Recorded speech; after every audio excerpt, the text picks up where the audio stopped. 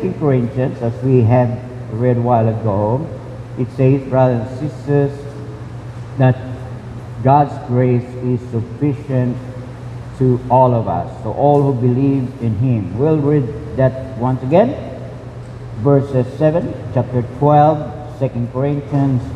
And thus I should be exalted above measure by the abundance of the revelation. A thorn in the flesh was given to me, a messenger of Satan to buffet me, lest I be exalted above measure. Concerning this thing, I pleaded with the Lord 3 times that it might depart from me. And He said to me, my grace is sufficient for you, for my strength is made perfect in weakness. Therefore, most gladly I will rather boast in my infirmities, that the power of Christ may rest upon me. Therefore, I take pleasure in infirmities, in reproaches, in needs, in persecutions, in distress, for Christ's sake. For when I am weak, then I am strong. Lord, salamat po, Panginoon. Pag pinayag mo, Panginoon, ulit sa pamagitan ng iyong mga salita. Lord, na sa kabila ng aming mga infirmities, mga weaknesses, you sustain us, Lord, and you give us, Lord, sufficient grace, not only to survive, but to thrive, Lord. Salamat po, Panginoon, magtatagumpay ang church mo, sapagkat ang church mo, Panginoon, ay tinayo mo, at no one, even the gates of hell, shall not prevail against your church. We are your church. Why we bless you, we honor you, in Jesus' name. Amen, amen. Hallelujah. 2 Corinthians 12, 7-10, ito po ang passage na ito po ay napakahalaga po ito sa buhay ni Pablo. And I believe ito din po ay mahalaga sa buhay natin. Sapagkat nakita po natin dito na mayroong thorn in the flesh, si Paul, no? Na nais niya po tanggalin o alisin po sa buhay niya. And he pleaded to God 3 times. Isipin mo, 3 times na nalangin, Lord, alisin mo na nga ito. Minsan siguro nakakasagabal, nakakahiya, no? Sa damdamin. No? Hindi ka makapokus siya sa paglilingkod because of that thorn in the flesh. Just 2 days ago, tumawag ko yung anak ko na si Siana. Sabi niya, at nandyan po yung isang evangelist sa Pilipinas sa bisita. Itong taong ito po, ang lingkod ng Panginoon, ay ginagamit po ng Panginoon ito sa Amerika. Ngunit mayroong diferensya po yung mata niya. Parang nakapikit na po isang mata niya. So pag mag-preach po, pag titingnan mo, hindi kaya-aya. Kasi medyo parang talagang maliit ang isang mata niya. Pag titingnan mo, ay yun ba ang pinagaling ng Panginoon? Yun ba ang lingkod ng Panginoon? But I've been watching this person, even sa state, yung mga speaking niya sa mga estudyante. At naniwala ko na the anointing of the Lord is upon him. Kaya nalaman niya siya na tinawag niya sa akin. Sabi ko, mayroong mga infirmities, mayroong mga weaknesses, minsan ang mga lingkod ng Panginoon. Si Paul ay may weakness din.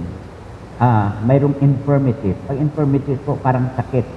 Ang mata niya po ay lumuluha. Pablo, pag nag-share, ay mayroong weakness, mayroong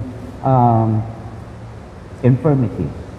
Tipin mo, yung pastor mo ay mag-preach sa iyo, Bible study, tapos lumuluha ang mata. Ano sabi mo? Ano sabihin mo? Yung ba ang pastor namin? Bakit hindi mo papagaling? Minsan, kini-question natin ang mga sakit ng mga tao. Question natin, yun ba ang pinagaling ng Panginoon? Yun ba ang lingkod ng Panginoon? Pero alam nyo, mga kapatid, sa buhay ni Pablo, totoo po ito. No? He pleaded 3 times. 3 beses niya pinalangin, Panginoon, pagalingin mo ito. At ang thorn on the flesh din, secondly, sabi ng mga komentary, ito yung mga tao na ayaw ni Paul na makasama. No? Kasi parang Di ba, minsan may mga tao dito sa church o sa mga business ninyo na ayaw nyo makita. Ayaw ko na nga pupunta dyan sa church. Kasi, bakit? Bakit ayaw mo punta? Kasi may tao ako dyan na hindi nagustuhan eh. Yun ang naging dahilan. Thorn on the flesh sa iyo yun, of the flesh. Na parang yun ang hadlang na dahilan na hindi ka magkapag-church, hindi ka makapaglingkod sa Panginoon dahil mayroon kang thorn of the flesh. Maraming mga tao, Lord, alisin mo nga yung tao na yun. Ayoko dito yun sa church. Mga kapatid, hindi po sila ang dahilan na nag-church tayo. Amen? Hindi yun ang dahilan, anuman, infirmities man, o tao na kumakalaban sa iyo, hindi po yun dahilan na ikaw ay maghinto sa paglilingkod sa Panginoon. Sabihin ni Lord sa iyo, hindi na bali anak, my grace is sufficient for you. Amen? Yun po ang background nito, mga kapatid. So, si Apostle na yun, si Paul na yun. He pleaded, he prayed. Maybe we've been praying, Lord, pagalingin mo, Panginoon. Pagalingin mo, Panginoon, ang mahal namin sa buhay. Pero may karamdaman pa rin. Okay? May mga lingkod ng Panginoon. Alala niyo yun? Yung isang preacher, I think last month, nandito rin sa Pilipinas, nag-ikot din. Ano po? Kilala ba niyo yung putol ang paa? Putol ang paa. Sabihin mo, yun ba ang preacher? Bakit na-preacher? Putol ang paa. Paano ang patutuo niya? Sa kanya po, yun ay weakness, infirmities yun. Pero dahil, siguro pinaralangin niya na siya ay bigyan ng paa. Pwede ho yun. May mga taong na hindi na makalakad pag pinapanalangin, tumatayo. Okay? Sa time ni Maurice Cirolo, kababalaghan nangyayari po yun. Of course, because the Bible is telling us that there are miracles. May mga milagro na nangyayari. Pero minsan po, kahit na anong panalangin natin, nandyan pa rin ang turn of the flesh. Lord, ayaw ko nito, Panginoon. Pero nandyan pa rin. Sana po, palakasin tayo ng Panginoon sa kabila ng mga infirmities na ito, sa kabila ng thorn of the flesh na ito, na hindi mawala-wala sa ating buhay, ay patuloy pa rin tayo maglingkod sa Panginoon. Hallelujah! Hallelujah! That's why, number 1 po, ang biyaya ng Diyos, God's grace is enough to sustain and empower us. Pwede hong patuloy tayo na maglingkod sa Panginoon because God's grace is enough. Higit sa ating mga kailangan. Higit to sustain. Pag sinabing sustain, pananatilihin and empower us. Amen? Para bigyan tayo ng kapangyarihan na ma-overcome ang mga bagay na yan. 2 Corinthians 12:9, but it said to me, my grace is sufficient for you, for my power is made perfect in weakness. Therefore, will boast all the more gladly about my weaknesses or infirmities, o may sakit man yan, no? He gladly receive it, and sabi ko dito, therefore I will boast, magmamalaki pa niya, so that Christ's power may rest on me, sabi ni Paul. So hindi po siya ang kagalingan niya nakikita. Hindi po yung kagalingan natin, ang galing yan, magaling mag-share yun, gumaling kumanta yun, gumaling tumugtog yun. Wala po yun. There's no place in the Church of Jesus Christ. Because if God has given us talent, if God has given things to serve God, it is only for Him. Amen. Hallelujah. So, this verse spoken by the Lord to the Apostle Paul emphasizes that God's grace is enough to overcome any challenge. Ano man mga trials yun o challenge, tingnan po natin. Ang problema kasi minsan sinasabi, laki ng problema ko. Sa mga Kristiyano, ang problema po ay mga challenges. Challenge. Sa buhay na ito ay mayroon laging challenge. Pakibaka. O ikaw ay isang boxer, may challenger ka. Or either ikaw.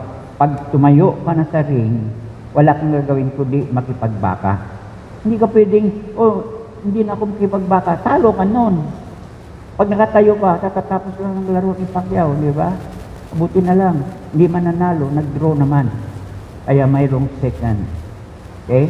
Kasunod nyo, pag-aralan ng money kung paano makipagbaka. Challenger. He is a challenger. So, may mga challenge sa buhay natin na pinsan parang kahigante. No, na hindi natin kaya. Yes, hindi natin kaya yon sa sarili natin. Pero pag ang biyaya ng Panginoon ay sa atin, ma-overcome natin yan. Amen! Because God is sufficient. Ano man dumating ng mga problema, challenges sa buhay natin, no? Parang wala tayong magawa. Wala tayong pera, wala tayong isusustain, wala tayong gamot, wala tayong magagawa. Pero ang Diyos ay may magagawa. Hallelujah! So, God's grace is enough to sustain and empower us. Okay, sunod. 2 Corinthians 12:9 yun pa rin. But he said, my grace is sufficient for you. Ang biyaya ko ay suficiente sa iyo, but my power is made perfect in weaknesses. Kaya huwag ninyong tingnan yung weaknesses ninyo na yun na ay tapusan na. Wala ka nang magagawa. Because that's a challenge for you to overcome, to continue serving God, because it is the grace of God that empower you and that may rest on you. This powerful message reminds us that God's grace is enough. Higit to carry us through even in the toughest challenges. O challenges ulit. O inuulit-ulit challenges. Amen? Sa buhay nito mga kapatid, kailangan lagi mayroong strength ka to face. Either it's your foes, enemies, a problem, sickness, financial problem, everything. That's challenges, part of challenges. But don't stay there, because God has given us His grace that is sufficient enough. Amen! Hallelujah! So, next. God's grace has given us to the assurance of salvation. Siyempre, una-una po yan. Kaya, magtagumpay tayo, ma-overcome natin dahil binigyan tayo ng kaligtasan ng Panginoon. Ephesians chapter 2 verses 8 to 10, for it is by grace you have been saved. O kita nyo, ang biyaya ng Diyos na yon, ang dahilan na tayo po ay ninaligtas nung nanampalataya ka through faith, and this is not from yourselves. See? It is the gift of God, not by works, so that no one can boast. Wala tayong pagmulaki. Binigay sa iyo ng Panginoon regalo, tanggapin mo na lang. Amen ba? Hallelujah! So, regarding salvation, it is given by God. Titus chapter 2, 11 to 12, it says, for by the grace of God has appeared that offers salvation to all people. Sa lahat po ng tao, walang tinatangi po ang Diyos. Kaya, napaganda, no? Ang Diyos po ay nagliligtas ngayon ng mga Muslim na sinasabi nila si Allah lang ang tunay na Diyos at pinasamba nila. Pero nagpapakita si Lord sa kanila. Okay? And even challenges sa mga apologists. Yung mga apologists po, yung mga preacher na mayroong sagot na hindi nasasaktan ang mga tao pero convinced sila na si Jesus talaga ay Panginoon. Apologist. You want to be apologist? You have to study. Na nagsishare ka ng gospel, pero hindi sila na-hurt. Oh yes, there will be debate, pero hindi sila na-hurt. Pero they have been challenged and they were convicted that this man is a servant of God. So, huwag tayong makipag-away sa mga tao. Walang tayong magagawa sa debate. Walang mananalo dyan But we show to them how the grace of God transform us, na binago tayo ng Panginoon. Mamaya po, mayroon part ko doon. So, no to ungodliness, for the grace of God has appeared that offers salvation to all people. Wala hong race lang, na kayo lang ang maliligtas. Wala po, lahat po. For God so loved the world that He gave His only begotten Son, that whoever believes should not perish but have everlasting life. For God, verse 17, for God did not send His Son into the world to condemn the world, but that the world through Him, through Jesus Christ, will be saved. There's only one name that is given from heaven, that is the name of Jesus. Not religion, Even though you come, transfer from different religion, you cannot find true religion. Because salvation is a gift of God through Jesus Christ. If you receive Jesus Christ, then you can stand with your faith and believe that God has given us salvation. These passages emphasize that salvation and transformation are gifts of God's grace. Regalo po ito ng Diyos sa atin. Amen. Tanggapin lang natin, appropriate it. Lord, this is your word. I believe it, Lord God, and I will stand on it. I will walk on it, Lord. Kasi ang ating ang theme ngayon, walking with God. Lord, I will walk with your word. I will walk in your presence. I will walk in the light as you are in the light. Always walking with God. Amen. Hallelujah. And God's grace has given to us the assurance of salvation. Titus 3 verse 5, He saved us through the washing of rebirth and renewal by the Holy Spirit, whom He poured out on us generously through Jesus Christ our Savior. Jesus Christ is our Savior, Lord Jesus. When you read the Bible in the Old Testament, there's always saying, the Lord of Israel, the Lord of hosts. Who is the Lord? He's Jesus.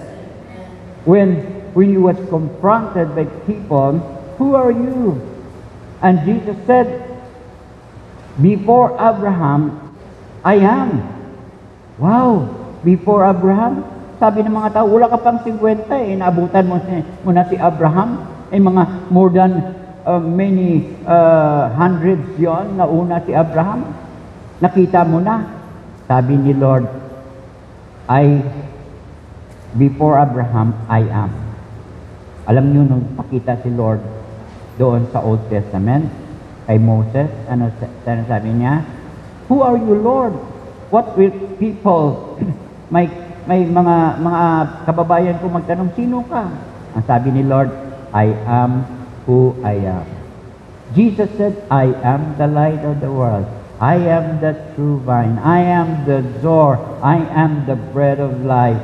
All these things present, I am, because He is Jesus who appeared even the time of Moses, and Jesus came to die for us. He is still I am, and even today, if you need something, He is there. I am the light of the world. Amen. If you need something, I am the bread of life. Hallelujah. Bless the Lord. So Jesus existed even before creation. It's not a creation of the God the Father. He is the Creator Himself. Amen. So, Ephesians 1 verses 4 to 5, He has chosen us in Him before the creation of the world. No? Bago pa nilikha ang sanlibutan, alam na ni Lord ang buhay mo. Pinili ka na. He has chosen us. Lahat po tayo na tumanggap kay Lord, pinili na niya before the creation of the world to be holy and blameless in His sight in love. He predestined us for adoption to sonship through Jesus Christ in accordance with His pleasure and will. Hallelujah! He has chosen us. Amen! Pag pinili ka ng Panginoon, huwag ka lang magkawala. Huwag ka lang tumalikod. As long you serve God, you want to serve, you want to, even sacrifice time, finances, your things that you have. Maraming mga tao kasi na born again Christian, ayaw mag-sacrifice. The disciples of Jesus, that's why we call disciples, they are disciplined people. They sacrifice. When you read their biography, lahat po sila nag-suffer because of the preaching of the gospel. Tayo, wala tayong ginagawa. Di ba? Sure lang tayo, mag-invite naman tayo ng mga tao para makarinig ng mabuting balita sa church. Amen ba? It's up, maybe God is calling them, your neighbors, your loved ones, calling them before the creation of the world. But it's up to us to invite them, to bring them. These people are just waiting for us to share the gospel. May mga tracts tayo, magbigay tayo ng tracts. Amen ba? Baka gamitin ni Lord yun. tinawag pala ako ng Panginoon. And they will stand here, they will sit here, sing with you, makita nila, oh, pinili pala ako ng Panginoon. Even before the creation of the world, He predestined us for adoption to sonship. Alam mo yung the word predestined? Tinakda ka na. Tinakda ka na isang araw pagdating ng Panginoon ay sa langit ka. Sino pupunta sa langit? Siyempre lahat tayo. Makapunta ka ba sa langit in your own merit, in your own goodness? No. It's just by the grace of God. Amen. When you put your faith in God, kahit anong problema sa buhay mo, just continue believing God's Word. That's why it's very important to know God's Word. Because if you have God's Word, you can claim it. Amen. Hallelujah. Alam niyo ng mga bata sa mga magulang, o anak, maghintay ka, pag-uwi ko, mayroong ice cream ka sa akin. Anong gawin ng bata? Maghintay yun. Pagdating mo, unang tanong, Mami, sana ang ice cream. Kasi pangako mo yun Ang pangako ng Diyos ay hindi napapako. Pag sinabi ni Lord, He has chosen us, He will supply all your needs. He will do that. Amen? God is faithful. Hallelujah. God is faithful. These passages emphasize that salvation and predestination are gifts of God's grace. Regalo pa rin yan ng biyaya ng Diyos sa atin. Okay, sunod C. God's grace has given us the ability to do. Binigyan tayo ng abilidad na gumawa dahil sa biyaya ng Diyos.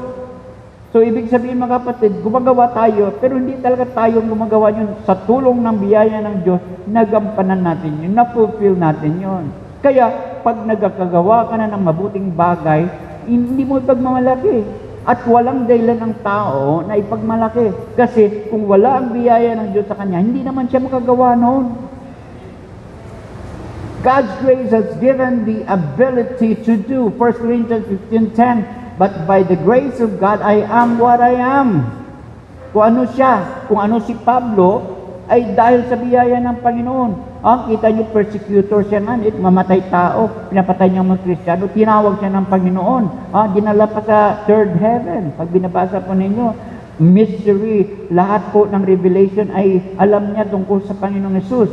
But he was not boastful. Hindi siya mayabang. Bakit? Binigyan siya ni Lord ng thorn of the flesh para maalaala niya, ay Pablo, may thorn of the flesh ka. Dahil sa aking biyaya na matagana na ikaw ay nagpapatuloy. Mga kapatid, pagpatuloy tayo, paglilingkod sa Panginoon, anuman ang kalagayan ng ating buhay dahil sa Kanya.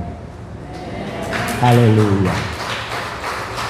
Yet not I, pero hindi talaga ako, but the grace of God that was with me. Hallelujah. Nung tinawag ni Lord si Pablo, kasama na niya. Alam niya na hindi siya pabayaan ng Panginoon.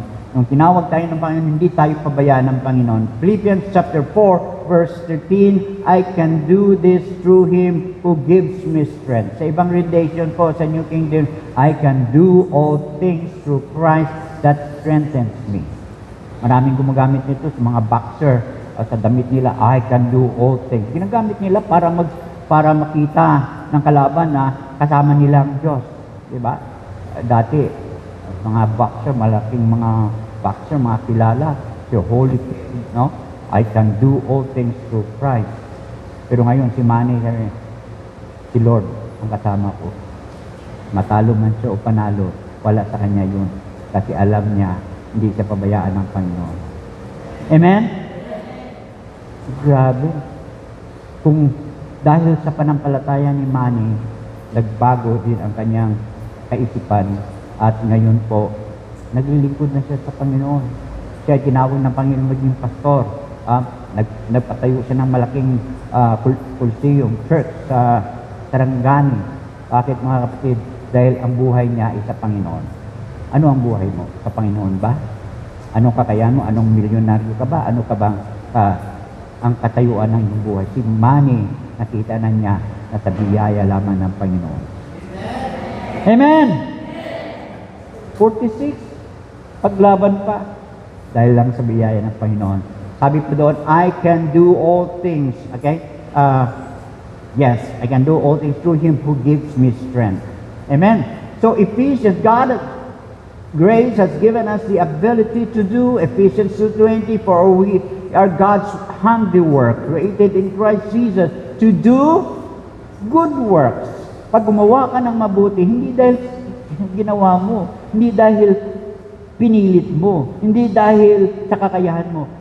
We are God's handiwork, created in Christ Jesus to do good works, which God prepared in advance for us to do. Hinanda na ng Panginoon yun. Hallelujah! Hanggang ngayon. Kaya pag gumawa ka ng mabuti, hindi talaga ikaw yun. Dahil sa biyaya ng Diyos sa buhay mo, ay pagmamalaki ka ba? Wala. You cannot box. Because it is only the Lord that will be glorified. Amen! Hallelujah! Glorify the Lord in your life. Philippians 2:13, for it is God who works in you. Wow! Ang Diyos po ang nag-work kasama mo, both to will and to do for His good pleasure. When you're doing great ministry or something that challenge people and bring many people into God's kingdom, it's not us. It is still God who uses us. Amen? So mga kapatid, yun po ang biyaya ng Diyos na hindi po natin maunawaan. Bakit? Mayroong kanta nga, why have you chosen me? Lord, bakit mo pinili ako? Naging sikat na kanta yun. Why have you chosen me? Okay? Yes, pinili ka ng Panginoon kung sino ka. Don't question God, but rather obey God. Amen?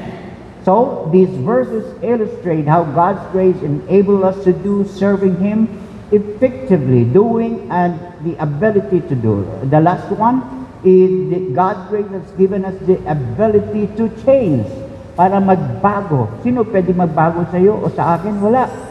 Kahit na sino mang tao na concern sa iyo, magbago ka na nga. Baguhin mo na ugali mo. The more na mapakinggan mo siya, hindi mo babaguhin ang buhay mo. Bakit? Bakit? Sino ka?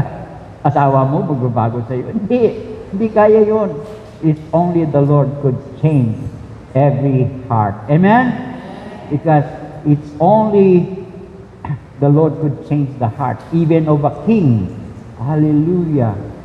Pag sinabi ng king, walang kanyan, walang humpay yan. Pero pag si Lord ang magmawak sa buhay, sa puso ng hari, kahit na anong galit niya, ay magkaroon ng peace, magkaroon ng reconciliation. That's why God's grace has given us the ability to change.